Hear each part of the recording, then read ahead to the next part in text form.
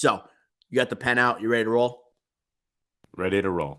So I think we got to start out hot, and we got to start out with the movie that is going to, as James Gunn says, kickstart what is the DCU, set the tone, and that is Superman Legacy. This is a live action movie coming July 11th, 2025. This movie is coming just over 2 years from now, right? So you can expect production to start ramping up.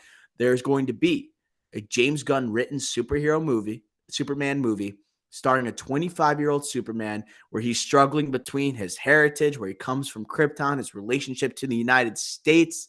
It's not going to be a year one Superman. It's going to be, right, a couple years or at least 1 year in as the hero. It's going to be going into the day-to-day life of Clark Kent. You can expect a Lois Lane in this movie. Don't know who the villain's going to be, but we can expect some details. I would say sooner rather than later, due to like the ramping up of this production. Ricky Flicks, what grade do you give Superman Legacy as a project in the first chapter of Gods and Monsters? This is a tough one. This is already a tough one. Superman, huge, arguably the biggest property they got, and they got their head of the guy writing it. All right. I want to give, and it's the first film leading this new chapter, right? The first chapter of this studio. I think on paper, and it's not an origin story. We just got that 10 years ago, and we always get Superman origin stories. So this is good that we're like just past that, and we can kind of dive deeper into the beginnings of Superman and Lois Lane. So honestly, I think it has all the ingredients to really be a strong movie. I think the only thing holding it back for me from grading it is a director. And James Gunn, not I don't think he will direct it, but he is writing it. So I wouldn't be surprised if he said, you know what, I just want to get behind the director's chair. But I think the most important aspect, we don't have a casting. And it's 2 years out now. Two years and a few months out. We need a casting this year. So without a director or an actor, I'm gonna hold it back a little bit. I'm gonna go A-. Okay. Well, we don't have any castings for any of these movies. So I'm not going to use that as a basis for my grading system here. I think it's different with Superman because it's the first film, and I think he's going to be the one leading this studio. So you need an actor that can lead a studio, similar to like a RDJ and Chris Evans did. I think it's vital. So I think for me, that's like a part of it. Okay. I think they understand by this announcement that it's important that they get Superman right. And they want to clearly have a different tone than what Superman and Henry Cavill brought to the table with Man of Steel and the Snyderverse here.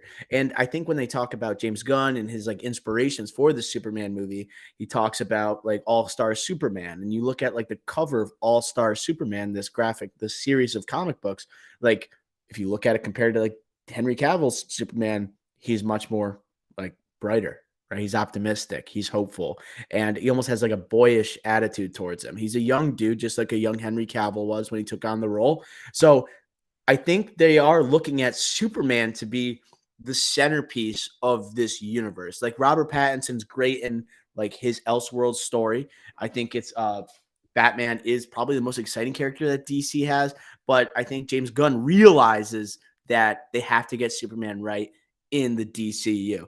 To me, this is easily an A. Like this is, and I don't love the title, to be honest. Like Superman Legacy, it acts like he's been around and he's had multiple movies thus far. So the like kind of throws me off a little bit. I hope James Gunn directs this, because like he is the one who wants to set the tone for this universe. He's the one who truly knows what he's striving for, what he's going for. I know he's writing this movie, but if he wants like full control here and he wants people to follow through and have the exact tone that he's looking for, he needs to be the guy. So I'm all on board. So I want to go into a couple things regarding this movie. What villain do you want to see? Like, what do we want to see? Do we want to see a Lex Luthor that's introduced in this movie for a wider DC universe? Do you want to see someone that hasn't been introduced? Because this is supposed to be an all new look Superman. Maybe you need to lose that familiarity that audiences have and maybe dive into the deeper rogues gallery of the Man of Steel.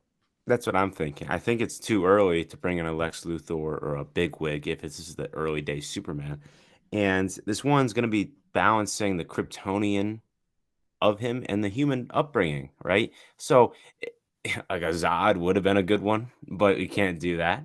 I think that would have been actually very good for the plot of the synopsis that we have right now, but can't do that. So I think we just got to bring in a new face, not necessarily an A-list villain, but someone that we might know, but we're like, okay, well, this is a good starter, right? So we're like kind of what Guardians did a little bit, Guardians of the Galaxy, not to like bring that like I really think that Guardians is so weird, but like it's a weird comp, and I'm only saying that because of James Gunn. But like Ronan, we don't think about ever, you know. But You like, think it's got to be someone like really obscure that like that most casual fans haven't heard of?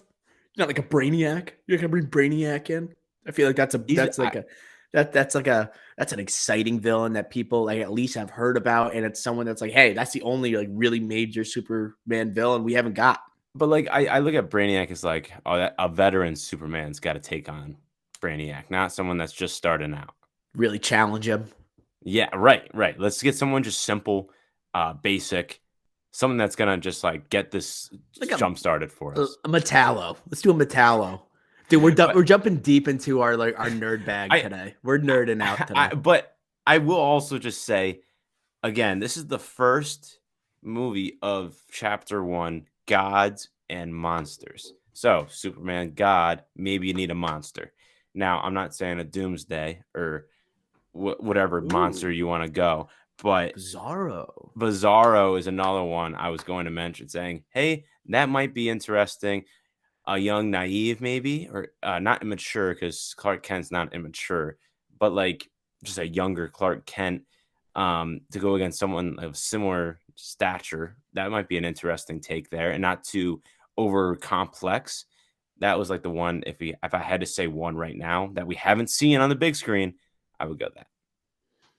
I also like the chapter one gods and monsters. The more I thought about it, I was like, some of these don't really fit in gods and monsters when I'm looking at the projects. Like Booster Gold, how is his gods and monsters? Like it doesn't have like Well, I like a deep root of gods and monsters throughout every single project. You know what I mean?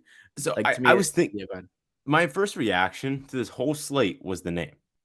Like Yeah. I'm not even joking It's like because you're trying to sound too prestigious here. You're trying to make it sound like it's like almost like Greek gods, right. goddesses. Like I don't I know. It just seemed like it was trying to be too I don't know, just too much. It's too over the top and it doesn't fit exactly. I It's not agree, perfect. but I don't hate it because DC. This is where DC is different than Marvel, right? Like Superman, I just think like Superman, he is a god. Wonder Woman, super girl.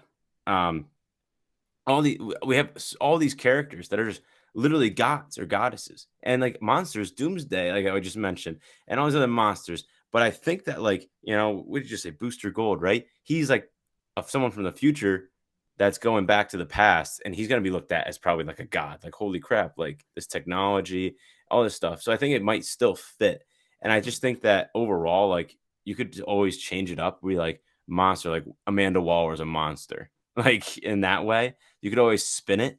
And like Brave and the Bold, you probably gonna get I'm gonna hint at it now. Maybe you're getting some like Ra's al Yeah. Ghul, you get some Yeah. Lazarus pit So, going on. Yeah, yeah. yeah. So I think that, but my other thing that just to go back on the negative with the name is that I immediately thought of Godzilla and King Kong, like the MonsterVerse. So that's another That's question. true. Dude, I think that also is in my brain a little bit too. That's a good point. How about some castings? Like, how do you envision? I know you talked about in a previous episode. I'll let you say it. But is there anybody else lingering in the back of your mind, or maybe who can play a Lois Lane here for the early DCU? What do you got? Well, my guy, Austin Butler. I that is my guy. If I could pick anybody to play Superman, I would pick him. And in the news today, Dave Bautista coming out saying, I didn't know who this guy was, but the way he was Yo, saying, he might be the next Lex Luthor, bro. Like after Knock at the Cabin coming out this weekend, we're gonna be doing a review on it. People are like hailing his performance. He's taken seriously as an actor. He might be the next Lex Luthor. I wouldn't hate that. honestly, if he does it like the Blade Runner 2049, I actually wouldn't mind that. Dude, I like that better than like Jesse Eisenberg as Lex Luthor. I think also he brings a physicality to Lex Luthor that we haven't seen before. His like you can't say that's like he's his credibility has skyrocketed since his early days, his first days in 2014 as Drax, and like the days of Stuber in these movies. Like he's legit, you know. And I think he's not just like this action star that we associate most like wrestling actors, and like he's not in that category. Like he has something different to him. I think he could pull it off really well. He has that intensity that we need from a Lex Luthor. But Austin Butler seems like he's perfect. He's the perfect man to be the center of a superhero franchise, not even just a franchise, but a universe. He's someone you could build off of, someone that garners excitement. It's just a matter of him being willing to do it, willing to get tied down. He's already got a lot of projects coming out in 2023. He's got the Bike Riders with Mike Nichols. He's got the Flyboys movie alongside Barry Keoghan and someone else that I'm forgetting. Is that a movie or show? Show. I think it's on Apple TV. Yeah. Alongside Barry Keoghan, who's also a part of this wider DC world and the Elseworlds, I should say. And what else is he in? He's in something else that I'm forgetting.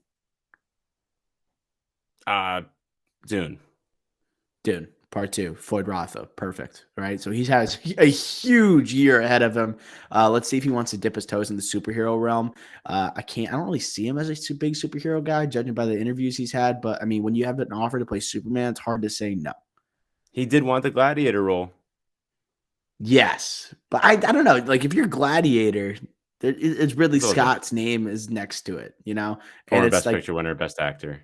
and I doubt they're making like 4 new Gladiator movies, but you mean you'd be surprised in Hollywood today.